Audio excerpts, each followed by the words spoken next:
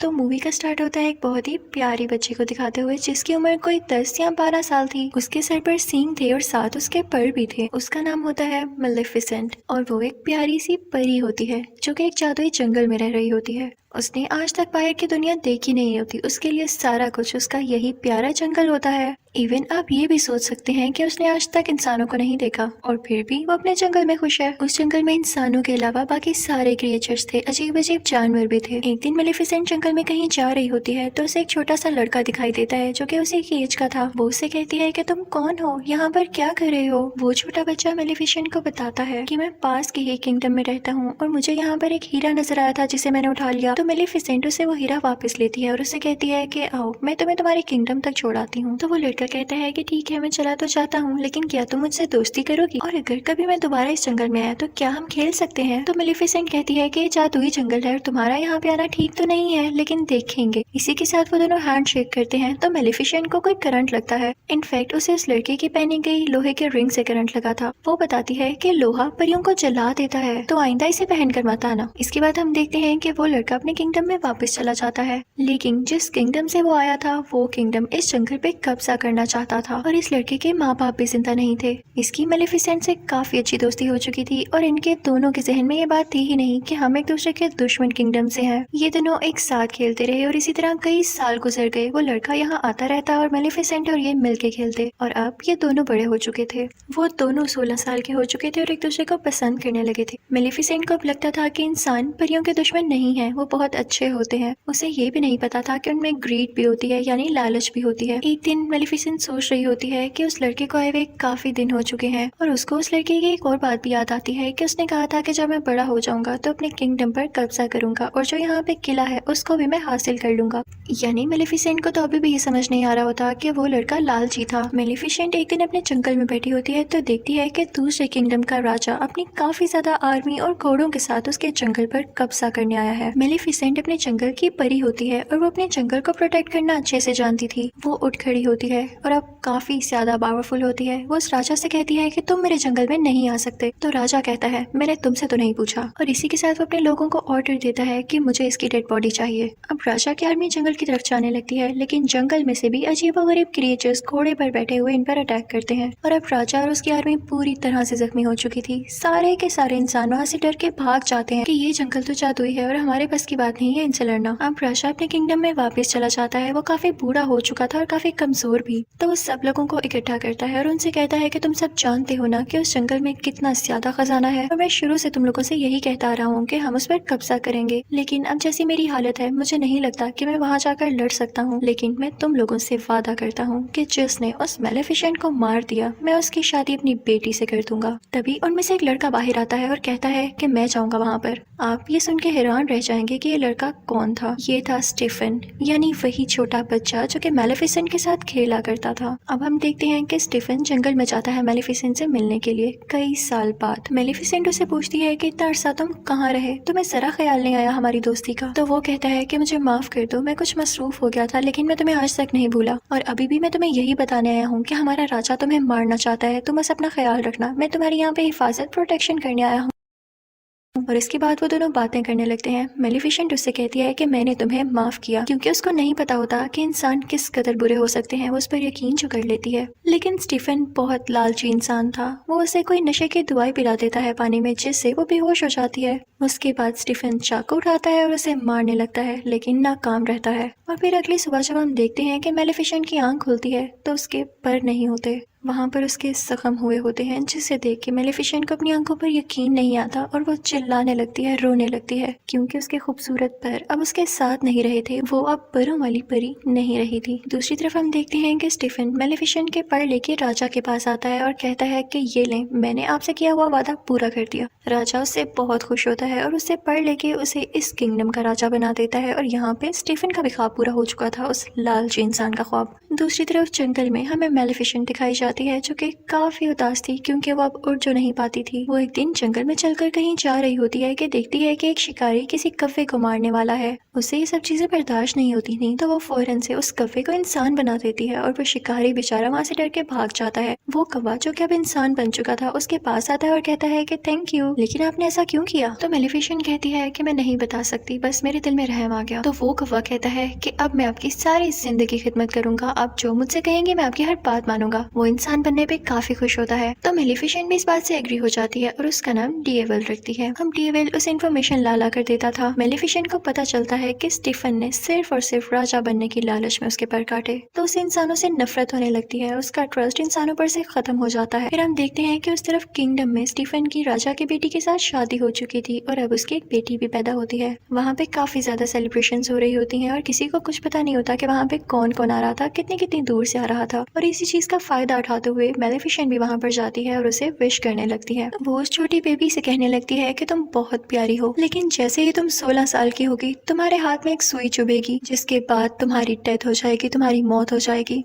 तो स्टीफन उसके आगे किड़किड़ाने लगता है और कहता है कि ऐसा नहीं करो, तुम मेरा बदला मेरी बेटी से क्यों ले रही हो? तो मेलिफिसेंट कहती है कि मैं भी एक लड़की थी और याद है तुमने मेरे साथ क्या किया था। मेलिफिसेंट के दिल में अभी भी कुछ रहम बाकी होता है, तो वो स्टीफन से कहती है कि एक सोल्यूशन है, अगर तुम्हारी बेटी को उसकी 16th बर्थडे पे उसका सच्चा प्यार मिल गया तो उसकी जान बच सकती है। स्टीफन इस बात से काफी परेशान हो जाता है और 3 छोटी छोटी परियों को बुलाता है और कहता है कि मेरी बेटी को यहाँ से दूर ले जाओ और जब तक ये 16 साल की नहीं हो जाती इसे यहाँ मत लेकर आना, वरना इसका कर्ज सच्चा हो जाएगा। और उसके बाद वो निकलता है जंगल पर अटैक करने के लिए, लेकिन ऐसा नहीं कर पाता क्योंकि जंगल की बाउंड्रीज को मेलिफिसेंट ने कवर कर रखा था अपनी पावर से और अब कोई भी इंसान उस जंगल में नहीं आ सकता। फिर हम देखते हैं कि वो प्रिंसेस जो स्टीफन की बेटी होती है उसका नाम अरोरा होता है और वो 3 परियों से लेके काफी दूर चली गई होती है, लेकिन मेलिफिसेंट को अभी भी उसका मुकाम पता था कि वो किस जगह पर रह रही है। वो उसे डराने की कोशिश करती है, लेकिन वो छोटी बच्ची यानी प्रिंसेस अरोरा हंसने लगती है और अब मेलिफिसेंट का दिल भी उसके लिए सॉफ्ट होने लगा था क्योंकि मेलिफिसेंट एक अच्छी परी थी, वो जालिम औरत नहीं थी। वो 3 परियां जो प्रिंसेस अरोरा की केयर करती थी काफी ज्यादा केयरलेस थी और अक्सर मेलिफिसेंट खुद प्रिंसेस अरोरा की जान बचाती थी, कभी पहाड़ से नीचे गिरने से, कभी दरख्त से गिरने से। वक्त के साथ साथ प्रिंसेस अरोरा बड़ी होने लगती है। अब प्रिंसेस अरोरा पूरे 15 साल की हो चुकी थी, यानी उसका कर्ज पूरा होने में सिर्फ 1 साल बचा था। अब वो 3 परियों से जिस जगह पर लेकर आई थी वो एक बाउंड्री के अंदर थी और उसके आसपास काफी ऊंची ऊंची लकड़ियां थी।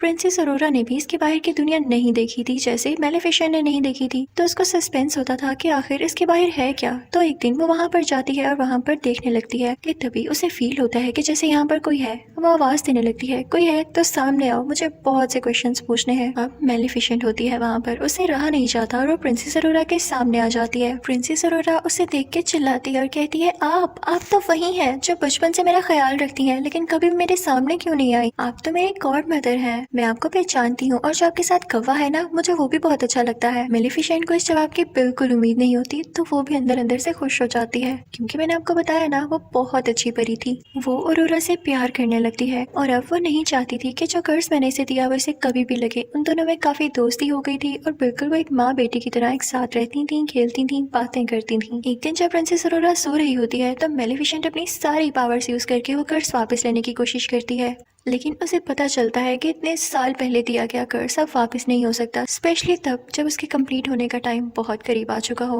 और इसी बात को तो लेके मेलिफिसेंट परेशान थी कि उसका 16वां बर्थडे आने ही वाला था, तो वो ये दुआ करती है कि जल्द ही इसे इसका सच्चा प्यार मिल जाए ताकि इसका ये कर्ज रिवर्स हो जाए। फिर उसके बाद हम देखते हैं कि सुबह हो जाती है और जंगल में प्रिंसेस अरोरा और मेलिफिसेंट बातें कर रहे होते हैं। प्रिंसेस अरोरा मेलिफिसेंट से पूछती है कि आपके पर कहाँ गए? सारी परियों के पर होते हैं। तो मेलिफिसेंट कहती है कि मेरे भी पर हुआ करते थे, लेकिन किसी इंसान ने उनको मुझसे छीन लिया। मैं उनके साथ बहुत खुश थी, मैं आसमान में बहुत ऊंचा उड़ा करती थी और मुझे वो काफी याद भी आते हैं। इसी के साथ मेलिफिसेंट रोने वाली हो जाती है, तो प्रिंसेस अरोरा उसको चुप कराती है और कहती है कि आप परेशान ना हो, मेरा कल 16th बर्थडे है और देखिएगा मैं इजाजत लेके उन परियों से आपके पास रहने आ जाऊंगी, आप अकेली नहीं है, मैं आपके साथ होंगी। लेकिन मेलिफिसेंट जानती थी कि ऐसा पॉसिबल नहीं होने वाला था जब तक कि उसे उसका सच्चा प्यार न मिल जाता, और एक दिन में ऐसा तो हो नहीं सकता था। प्रिंसेस अरोरा वहाँ से अपने घर जा रही होती है कि रास्ते में उसे एक लड़का दिखाई देता है जो कि काफी प्यारा था और उसी के जितना था। वो दोनों जैसे एक दूसरे की तरफ देखते हैं तो एक दूसरे को पसंद करने लगते हैं। खैर उसके बाद प्रिंसेस अरोरा वहाँ से अपने घर चली जाती है और उन तीनों परियों से कहती है कि मैं अब यहाँ से जाना चाहती हूँ। वो उनसे ये बात कर रही होती है कि मैं इस घर से दूर मेलिफिसेंट के पास जाना चाहती हूँ। तो परियों को लगता है कि शायद इसे उस बात का पता चल चुका है कि इसके पेरेंट्स अभी भी जिंदा है और ये किंगडम जाना चाहती है अपनी बर्थडे के बाद। वो तीनों परियां उसको सारा कुछ सच बता देती हैं कि क्या क्या हुआ और एक इविल फेरी है जो कि तुम्हारी जान लेना चाहती है। वो उसे बताती है कि वो कोई और नहीं बल्कि मेलिफिसेंट है। और ये सुनकर प्रिंसेस अरोरा को अपने कानों पर यकीन नहीं आता। वो काफी उदास होकर मेलिफिसेंट के पास जाती है और उनसे पूछती है कि क्या जो मैंने सुना वो सारा कुछ सच है। तो मेलिफिसेंट उसे प्यार से कहती है कि हाँ ये सच है, मैंने तुम्हें कर्ज दिया था लेकिन अब मेरा दिल बदल चुका है। मैंने सिर्फ तुम्हारे फादर की वजह से ऐसा किया। मैं भी अब नहीं चाहती कि तुम मर जाओ। मैं तुमसे बहुत प्यार करती हूँ। लेकिन प्रिंसेस अरोरा काफी हर्ट होती है और वहाँ से चली जाती है। वो सीधा उस किंगडम की तरफ भागती है और जाके अपने फादर यानी स्टीफन राजा के गले लग जाती है और कहती है कि डैड मैंने आप लोगों को बहुत मिस किया। मुझे लगता था कि शायद मैं अकेली हूँ। उसके डैड को बहुत गुस्सा आता है उन तीन परियों पर। वो कहते हैं कि जब मैंने कहा था कि अरोरा को उसकी 16th बर्थडे के बाद लेकर आना है तो तुम लोग सब कुछ जानते हुए भी इसे एक दिन पहले क्यों ले आए जब कर्ज होने ही वाला है पूरा। वो अपने लोगों को ऑर्डर देते हैं कि इसे वापस छोड़ाओ या इसे एक कमरे में बंद कर दो जहाँ इसके आसपास कुछ भी ना पड़ा हो और ना कोई इस कमरे में जाए। लेकिन वो राजा कर्ज को रोक थोड़ी सकता था। तो जैसे ही प्रिंसेस अरोरा का 16th बर्थडे आता है तो कर्ज के असर में प्रिंसेस अरोरा खुद ब खुद उस जगह पर चली जाती है जहाँ पर स्पिनिंग व्हील्स पड़े होते हैं और उन पर सुइयां लगी होती हैं। वो कर्ज की वजह से उस सुई को अपने आप ही टच कर लेती है और फिर बेहोश हो जाती है, गहरी नींद में चली जाती है। राजा बहुत परेशान होता है क्योंकि अब उसकी बेटी गहरी नींद में जा चुकी थी और कभी भी उठने वाली नहीं थी। उधर मेलिफिसेंट को भी काफी दुख हो रहा होता है तो उस लड़के को बुलाती है जो कि प्रिंसेस अरोरा को उस दिन रास्ते में मिला। उसे लगता है कि हो सकता है कि ये दोनों एक दूसरे को पसंद करने लगे हों और अगर ये प्रिंसेस अरोरा को मिल जाए तो प्रिंसेस अरोरा जाग जाए। तो मेलिफिसेंट उस लड़के को लेके वहाँ पर जाती है जहाँ पर प्रिंसेस अरोरा सो रही होती है। उसी दौरान वहाँ पर वो मौजूद जो परी होती है जो प्रिंसेस अरोरा का ख्याल रखा करती थी वो राजा से कहती है कि आप प्रिंसेस अरोरा के फादर हैं, आप उसके माथे पर चूमे, हो सकता है कि वो जाग जाए, हो सकता है आप ही उसका सच्चा प्यार हो। तो किंग स्टीफन कहता है कि नहीं, मैं कभी किसी का सच्चा प्यार नहीं हो सकता। मैंने मेलिफिसेंट को धोखा दिया और उसी लिए ये सब कुछ हो रहा है। अब जब मेलिफिसेंट उस लड़के को यहाँ पर आती है और वो प्रिंसेस अरोरा के पास जाता है तो प्रिंसेस अरोरा नहीं जागती। मेलिफिसेंट को पता चल जाता है कि ये इसका रियल लव नहीं है। मेलिफिसेंट ये देख के रोने लगती है और उससे कहती है कि मैं तुम्हें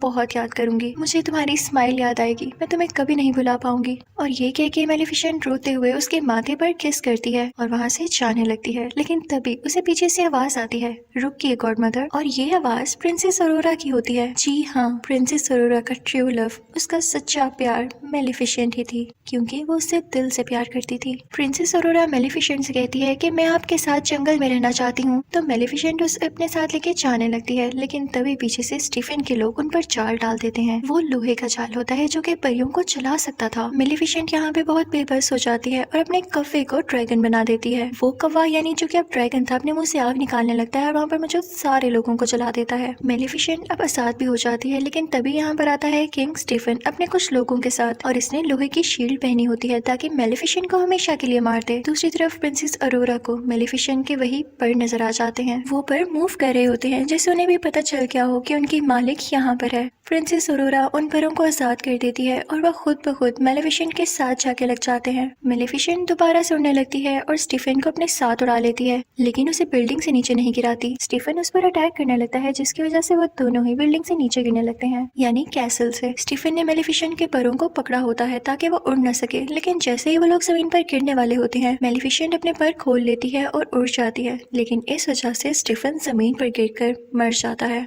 यानी अब ये लालची आदमी इस दुनिया में नहीं रहा था, सब कुछ ठीक हो चुका था। अगली सुबह हम देखते हैं कि मेलिफिसेंट उन सब बाउंड्रीज को हटा देती है जो उसने जंगल के गिर्द बनाई हुई थी। वहाँ पर दोबारा से फूल खिलने लगते हैं, ग्रीनरी वापस आ जाती है। उसके बाद वो प्रिंसेस अरोरा से कहती है कि आज के बाद तुम इस जंगल की रानी हो और वहाँ का किंगडम और ये जंगल आपस में मिल जाते हैं और सब बहुत हंसी खुशी जिंदगी गुजारने लगते हैं। यहाँ पर मेलिफिसेंट पार्ट 1 एंड हो जाता है और आपको एक्सप्लेन करूंगी मेलिफिसेंट पार्ट 2। मूवी शुरू होती है तो हम देखते हैं कि कुछ लोग उसी जादुई जंगल में जहाँ मेलिफिसेंट रहती थी वहाँ पर आकर कुछ जादुई क्रीचर्स को चुरा रहे होते हैं और इसी दौरान मेलिफिसेंट भी आ जाती है। मेलिफिसेंट उन तीनों में से 2 आदमियों को तो पकड़ लेती है लेकिन तीसरा वहाँ से वो क्रिएचर चुराकर दूर जंगलों में भाग जाता है जहाँ पर ग्लोइंग फ्लावर्स निकले हुए थे। वो आदमी वहाँ से से किंगडम की तरफ भाग जाता है। वो एक दरवाजा खोलता है तो उसमें से एक होल में से हमें किसी आदमी का हाथ दिखाई देता है। वो आदमी जिसने वो क्रिएचर चुराया, उस आदमी को वो क्रिएचर दे देता है। उसके कपड़ों पर वही ग्लोइंग फ्लावर भी लगा होता है जिसे वो आदमी ले लेता है और इन दोनों चीजों के बदले में उसे पैसे देता है। फिर हमें ये भी दिखाया जाता है कि उस किंगडम के लोग अभी तक मेलेफिसेंट को दिल से अच्छा नहीं मानते थे। वो समझते थे कि इसने हमारी प्रिंसेस को चुराया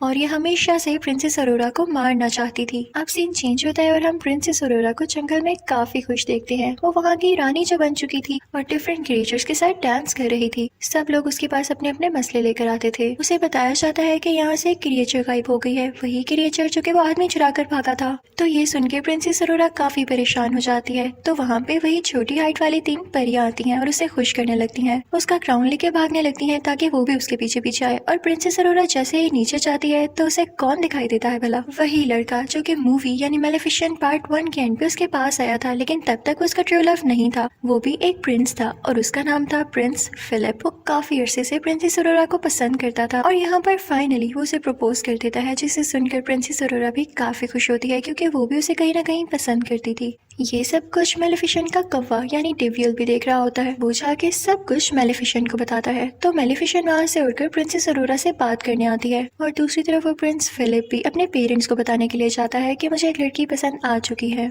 फिर हम देखते हैं कि प्रिंस फिलिप अपने किंगडम पहुंच चुका है और वहाँ पर जाकर वो अपने फादर यानी किंग को, क्वीन को और बाकी लोगों को बताता है कि मैं उस लड़की को प्रपोज कर आया हूँ और उसने एक्सेप्ट भी कर लिया है। जिसको सुनकर उसके फादर यानी किंग काफी खुश होते हैं, लेकिन क्वीन वो तो सैड हो जाती है। लेकिन वो ये चीज अपने बेटे को शो नहीं करवाती। उसका दिल तो नहीं था, लेकिन फिर भी वो कहती है कि चलो ठीक है, प्रिंसेस अरोरा और उसकी गॉड मदर यानी मेलेफिसेंट को हम डिनर पे बुला लेते हैं। दूसरी तरफ हम मेलेफिसेंट को प्रिंसेस अरोरा से बातें करता हुआ देख रहे होते हैं। वो कहती है कि तुम्हें मुझसे एक बार पूछ लेना चाहिए था प्रिंस से मंगनी करने से पहले। मेलेफिसेंट कहती है कि सच्चे प्यार जैसी कोई चीज नहीं होती, लड़के हमेशा धोखा देते हैं। तभी तो तुम्हारा ट्रू लव मैं बनी। मैं तुमसे दिल से प्यार करती हूँ, इसलिए तुम्हारा भला कह रही हूँ। तो प्रिंसेस अरोरा कहती है कि प्लीज आप ऐसा ना सोचें, अगर किसी ने आपको धोखा दिया तो हो सकता है कि बाकी दुनिया के लोग वैसे ना हो। तो मेलेफिसेंट कहती है कि ठीक है, मैं तुमसे प्यार करती हूँ इसलिए तुम्हारी बात मान रही हूँ। अब हम देखते हैं कि वो दिन आ चुका है जब इन दोनों फैमिलीज में एक साथ डिनर है। तो क्वीन जो कि प्रिंस फिलिप की मदर थी, वो अपनी एक सीक्रेट क्लोजेट में जाती है। वो जब वहाँ पर जा रही होती है तो हमें ये दिखाया जाता है कि वो एक आयरन फैक्ट्री है।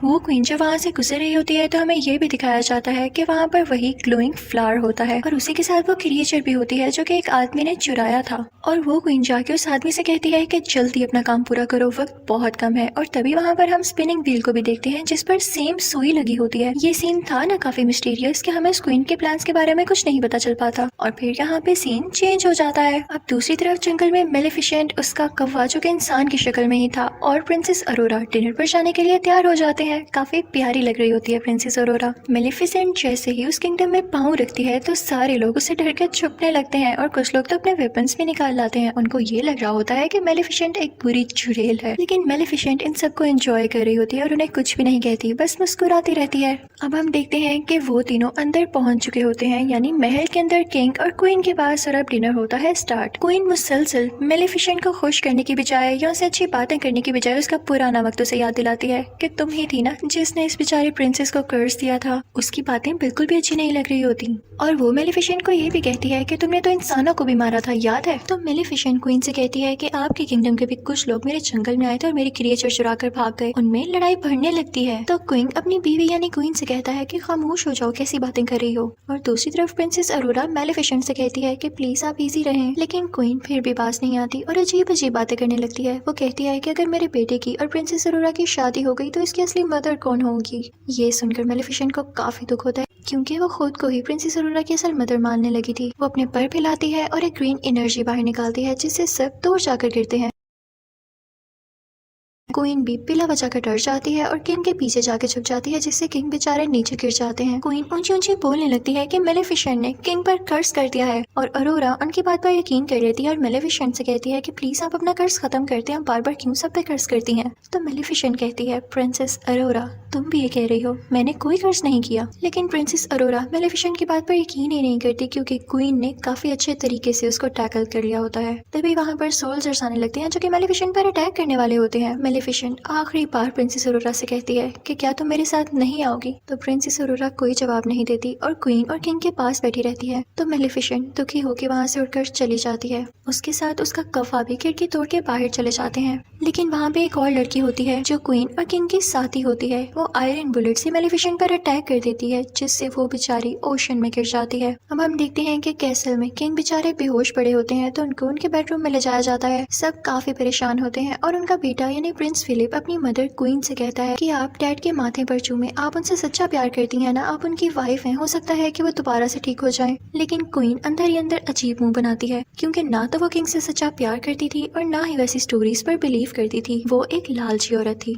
वो फिर भी अपने बेटे के कहने पर ऐसा करती है, लेकिन किंग की आंख नहीं खुलती। जब अरोरा ये देखती है तो कहती है कि मैं जाके मेलेफिसेंट से बात करूंगी कि वो अपना कर्ज खत्म कर दे। जैसे ही वो जंगल पहुंचती है तो सारे लोग कहने लगते हैं कि हमने अभी तक मेलेफिसेंट को नहीं देखा, वो यहाँ आई ही नहीं। दूसरी तरफ किंग और क्वीन की वही साथी ओशन पर नजर रखे होती है कि मेलेफिसेंट कब यहाँ से निकलती है, लेकिन वो देखती है कि कोई क्रिएचर आकर मेलेफिसेंट को अपने साथ ले गया है। वो फौरन से सब कुछ जाकर क्वीन को बताती है, तो क्वीन कहती है कि फौरन से उसे रोको। और दूसरी तरफ जंगल से अरोरा वापस उसी किंगडम में आ जाती है, लेकिन उस जंगल का एक मैजिकल क्रिएचर भी उसके होर्स में छुपकर उसे किंगडम आ गया था। वो क्रिएचर वहीं पर पहुंच जाती है जहाँ पर पहली क्रिएचर भी कैद थी, और उसे भी वो आदमी कैद कर लेता है। प्रिंसेस अरोरा क्वीन से कहती है कि मुझे मेलेफिसेंट कहीं भी नहीं दिखी, क्या उन्हें कुछ हो तो नहीं गया। तो क्वीन कहती है कि परेशान नहीं हो, वो काफी स्ट्रॉन्ग है, वो वैसे ही कहीं पर होगी, और उसे अपनी बातों में फंसाने की कोशिश करती है। दूसरी तरफ क्वीन की वही साथी ओशन पर अभी भी नजर रखी होती है कि जैसे ही उसे मेलेफिसेंट नजर आए वो उसको मरवा दे। और फिर उसके बाद ऐलान किया जाता है कि अगले 3 दिन के अंदर अंदर प्रिंस फिलिप और प्रिंसेस अरोरा की शादी है, और हम चाहते हैं कि हम सब लड़ाइयाँ छोड़ दें, हम सुलह करना चाहते हैं, और जंगल में जितने भी क्रिएचर्स हैं वो सब के सब इस शादी में इनवाइटेड हैं। दरअसल ये उनका प्लान था, क्योंकि वो ये चाहते थे कि मेलेफिसेंट को मार के जंगल के सब क्रिएचर्स को कैद कर लिया जाए, ताकि वहाँ को सिक्योर करने के लिए कोई भी ना हो, और फिर उस जंगल पर कब्जा कर लिया जाए। दूसरी तरफ हम देखते हैं कि मेलेफिसेंट की आंख खुल जाती है, वो काफी जख्मी होती है, और उसे कुछ क्रिएचर्स की आवाज आ रही होती है जो कि कह रहे होते हैं कि हम इंसानों पर अटैक करेंगे। उनके भी बड़े बड़े पर होते हैं और सर पर सींग होते हैं। वो जंगल में अपनी पनाह लेने आए थे, क्योंकि उन्हें ये लग रहा था कि जंगल उनके लिए सेफ पॉइंट हो सकता है इंसानों पर अटैक करने से पहले। मेलेफिसेंट भी वहाँ पर पहुंच चुकी होती है, और उनमें से एक क्रिएचर मेलेफिसेंट की तरफ आता है और उससे कहता है कि हम में भी अपनी पावर ट्रांसफर करो, इंसानों को कैसे हराया जा सकता है हमें भी बताओ। लेकिन मेलेफिसेंट उसे दूर फेंकती है। उन क्रिएचर्स के हेड का नाम बोरा होता है। वो जब देखता है कि मेलेफिसेंट में इतनी पावर है कि किसी को भी इतनी दूर उड़ा के फेंक सकती है, तो वो काफी खुश होता है कि अब हमें इसको टैकल करने में काफी आसानी होगी। अब बोरा का साथी मेलेफिसेंट को अपने साथ लेके केव में आ जाता है और उसे बताता है कि यहाँ पे बुरी और अच्छी फेरीज एक साथ रहा करती थी, क्योंकि इंसान उन्हें हंट करने लगे थे, इस वजह से उन्हें एक साथ रहना पड़ा। फिर वो एक स्ट्रक्चर के पास आता है जो कि वहाँ पे स्टिल था, कोई मूवमेंट नहीं कर रहा था। तो बोरा का साथी उसे बताता है कि मेलेफिसेंट तुम इन्हीं की औलाद में से हो, तुम आखिरी पावरफुल और अच्छी परी बची हो। वो आदमी मेलेफिसेंट को बताता है कि तुम बहुत पावरफुल हो और जल्द ही तुम एक ऐसी स्टेज पे पहुंचोगी जिससे तुम दुनिया की सबसे ज्यादा ताकतवर परी बन जाओगी। लेकिन वो आखिरी स्टेज तुम अभी पार नहीं कर पाई, और वो है प्रिंसेस अरोरा को माफ करना, क्योंकि सारी जिंदगी तुमने उससे मोहब्बत की है, उसे प्यार किया है, और इसके लिए बहुत करेज चाहिए कि आप किसी को दिल से माफ कर दें। और जो किसी को दिल से माफ कर देता है वही इस दुनिया का सबसे ताकतवर इंसान होता है। तो मेलेफिसेंट कहती है कि नहीं, मैं उसे माफ नहीं कर सकती, मैंने उसे हमेशा प्यार किया, लेकिन उसने मुझे धोखा दिया। तभी वहाँ पर बोरा भी आ जाता है और बताता है कि प्रिंस फिलिप और प्रिंसेस अरोरा की शादी हो रही है और ये हमारे पास अच्छा मौका है उन पर अटैक करने के लिए। लेकिन मेलेफिसेंट यहाँ चुप रहती है। दूसरी तरफ हम ये भी देखते हैं कि प्रिंसेस अरोरा को क्वीन अपनी ढकी छुपी बातों से काफी टॉर्चर करने लगती है, और प्रिंसेस अरोरा को ये फील भी होने लगता है। तो वो प्रिंस फिलिप के पास जाती है और उससे कहती है कि मैं सिर्फ आपके लिए बर्दाश्त कर रही हूँ, वरना मुझे क्वीन अच्छी नहीं लगने लगी। दूसरी तरफ हम ये देखते हैं कि क्वीन का वही आदमी जो कि उस फैक्ट्री में काम कर रहा होता है उस ग्लोइंग फ्लावर के ऊपर, वो उससे कुछ डस्ट तैयार कर लेता है जिसे बताता है कि इससे परियां मर सकती हैं, और ये मैंने मेलेफिसेंट को मारने के लिए तैयार किया है। उसे देख के क्वीन काफी खुश होती है।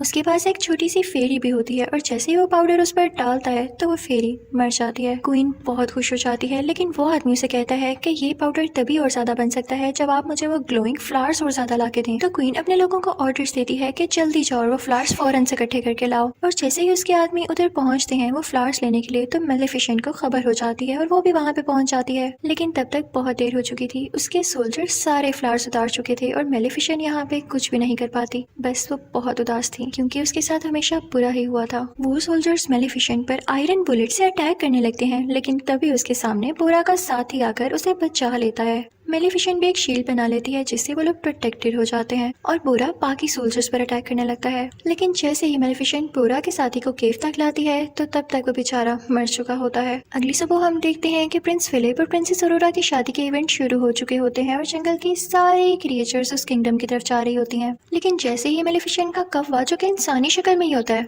वो अंदर जाने लगता है तो उसे रोक लिया जाता है। फिर हम देखते हैं कि प्रिंसेस अरोरा काफी प्यारी लग रही होती है और प्रिंस फिलिप उसे एक फ्लावर देता है जो कि कोई और फ्लावर नहीं, उसी के जंगल का ग्लोइंग फ्लावर था। उसे देख के काफी हैरानी होती है कि क्वीन ने क्यों भिजवाया है मेरे लिए। वो क्वीन को ढूंढने के लिए जाती है और तभी उसे वो सीक्रेट डोर भी मिल जाता है। उसके हाथ में अभी भी वो फ्लावर था और वो जाते जाते उसे स्पिनिंग व्हील के पास पहुंच जाती है। उसे वो सारे विजन्स आने लगते हैं कि कर्ज क्या था और मुझे यहाँ पर कैसे ले जाया जा रहा है। वो वहाँ पर देखती है कि दो फेरीज भी कैद हैं, वही क्रिएचर जिसे 7 महीने कैद किया था। वो उनको छुड़ाने ही लगती है लेकिन वो आदमी उसे रोक लेता है। तभी वहाँ पर क्वीन आ जाती है और वो प्रिंसेस अरोरा से कहती है कि मेरा किंगडम पहले उस जंगल के करीब हुआ करता था, लेकिन इन सब क्रिएचर्स और मेलिफिसेंट के एंसेस्टर्स ने यानी उसके बड़ों ने मिलकर मेरे किंगडम को नुकसान पहुंचा दिया और मेरे फादर मारे गए। लेकिन जब मेरा भाई भी वहाँ सुलह करने के लिए गया तो उस जंगल के क्रिएचर्स ने मेरे भाई को भी मार दिया और जब मैं अकेली बच गई तो मुझे किंग से शादी करना पड़ी जो कि अब मेरा हस्बैंड है, लेकिन मैं उससे प्यार नहीं करती। तो क्वीन कहती है कि मैं तुम सबसे बदला लेकर रहूंगी। क्वीन सोल्जर्स को ऑर्डर देती है कि प्रिंसेस अरोरा को एक रूम में कैद कर दिया जाए और ऐसा ही होता है। और फिर उन क्रिएचर्स को भी एक रूम में बंद कर दिया जाता है और फिर उन पर वही पाउडर छिड़का जाता है जो कि 7 महीने तैयार किया था, जिसकी वजह से सारे क्रिएचर्स बेचारे वीक होने लगते हैं। जिस रूम में अरोरा होती है वहाँ पर उसका वेडिंग ड्रेस होता है और वो उसे फाड़ कर काफी लंबी सी रस्सी में बदल देती है और कैसल से नीचे जाने की कोशिश करती है। लेकिन तभी वहाँ पर सोल्जर्स आते हैं और प्रिंसेस अरोरा खुद को रूम में ही बंद कर लेती है। मेलिफिसेंट का कौवा भी जो कि इंसानी रूप में ही होता है कैसल के अंदर आ जाता है और दूसरी तरफ प्रिंस फिलिप अपने बीमार फादर के पास बैठा होता है और उसे ये सब कुछ नहीं पता होता। अब क्वीन अपने कैसल की छत पर होती है और वो उस जंगल की तरफ काफी बॉम्ब्स फेंक रही होती है। दूसरी तरफ बोरा भी अपने लोगों के साथ इस किंगडम पर अटैक करने के लिए आ रहा होता है। दूसरी तरफ अरोरा मौका पाके उसी ड्रेस से लटकते हुए नीचे आ जाती है किंग के रूम में जहाँ पे प्रिंस फिलिप भी होता है। वो उसे सब कुछ बताती है कि क्वीन ने मेरे साथ क्या किया और मेलिफिसेंट ने आपके फादर को कर्ज नहीं दिया बल्कि आपकी मदर नहीं दिया है, जिसे सुनकर प्रिंस फिलिप काफी हैरान होता है। और दूसरी तरफ हम देखते हैं कि बोरा और उसके साथी किंगडम पर अटैक करने आ रहे होते हैं, लेकिन उन पर मुसलसल आगे से अटैक कर रहे होते हैं किंगडम वाले और उनमें से कुछ लोगों को पकड़ भी लेते हैं। प्रिंसेस अरोरा को मेलिफिसेंट का वही कौवा दिखाई देता है जो कि इंसान ही बना हुआ था। वो उससे कहती है कि हमें लोगों की जान बचाने के लिए यहाँ की चर्च का दरवाजा खोलना होगा और वो दोनों मिलकर दरवाजा खोलने लगते हैं। वहाँ पर जाकर वो सारे क्रिएचर्स को बचा लेते हैं और वहाँ पर मौजूद छोटी छोटी फेरीज उन सुराखों में फूल भर देती हैं जहाँ से पाउडर निकल रहा था और अब वो डस्ट पाउडर वहाँ से बाहर नहीं निकलता और न ही किसी क्रिएचर को नुकसान पहुँचाता है। और जब क्वीन की वो साथी लड़की जो कि पाउडर गिरा रही होती है उनको ठीक करने जाती है तो वहीं से खुद ही नीचे गिर जाती है। प्रिंस फिलिप अपनी मदर यानी क्वीन को समझाने जाता है लेकिन क्वीन सोल्जर से कहती है कि इसको पकड़ लो, लेकिन प्रिंस फिलिप उसी से पहले कैसल से नीचे जंप लगा देता है। वहाँ पर प्रिंसेस अरोरा और मेलिफिसेंट के कौवे को भी पकड़ लिया जाता है, लेकिन तभी वहाँ पर आती है मेलिफिसेंट और अपने कौवे को एक बड़े से बियर में तब्दील कर देती है और वो बियर चर्च का दरवाजा खोल के सब क्रिएचर्स को आजाद कर देता है। मेलिफिसेंट बाकी लोगों पर अटैक करने लगती है और अपने लोगों को बचाने लगती है। तभी वहाँ पर बोरा भी आ जाता है और क्वीन के सोल्जर से लड़ने लगता है, लेकिन फिलिप उसे आके रोकता है और कहता है कि ये हमारे जनरल हैं, इसे कुछ मत कहना। तो बोरा वहाँ से चला जाता है। जब जनरल ये देखता है कि इसने मुझे नहीं मारा तो उसे पता चल जाता है कि असली सालिम कौन है, यानी क्वीन असली सालिम है। दूसरी तरफ मेलिफिसेंट रूफ टॉप पर आती है उसी क्वीन के पास, लेकिन प्रिंसेस अरोरा भी पास आती है मेलिफिसेंट के और उससे कहती है कि प्लीज क्वीन को मत मारे वरना सब लोग वाकई समझेंगे कि आप सालिम थी। लेकिन मेलिफिसेंट कहती है कि नहीं अरोरा, पीछे हट जाओ, मुझे तुम्हारी कोई बात नहीं सुननी। तो अरोरा रोते हुए कहती है कि मदर ऐसा ना करें।